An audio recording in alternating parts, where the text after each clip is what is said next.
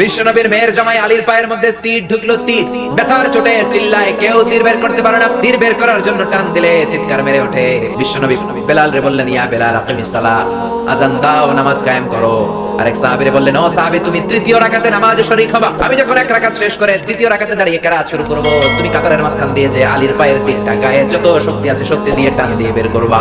বিশ্বনবী নামাজ শুরু করলেন, আল্লাহু আকবার। প্রথম রাকাত করলেন, দ্বিতীয় রাকাতে যখন দাঁড়ালেন, ওই সাহাবী কাতারের মাঝখান দিয়ে যে সাইয়েদনা আলীর পায়ের ওই তীর টান দিয়ে বের করেছে, ফিনকি দিয়ে রক্ত বের হয়েছে। নামাজ শেষ, সাইয়েদনা আলী নামাজের মধ্যে টের পায় নাই, নামাজের পর চিল্লাচিল্লি শুরু পায়ের ব্যথায়। বললেন, এত রক্ত কেন আর আমার পায়ের তীর কোথায়? বিশ্বনবী বললেন, আলী, আমি এক সাহাবীকে তীর খুলতে বলেছি, কারণ আমি জানি তুমি যখন নামাজে দাঁড়িয়ে যাও দিন দুনিয়ার কোনো হুঁশ তোমার তখন থাকে না, তোমার অন্তরটা আল্লাহর আরশে চলে যায়।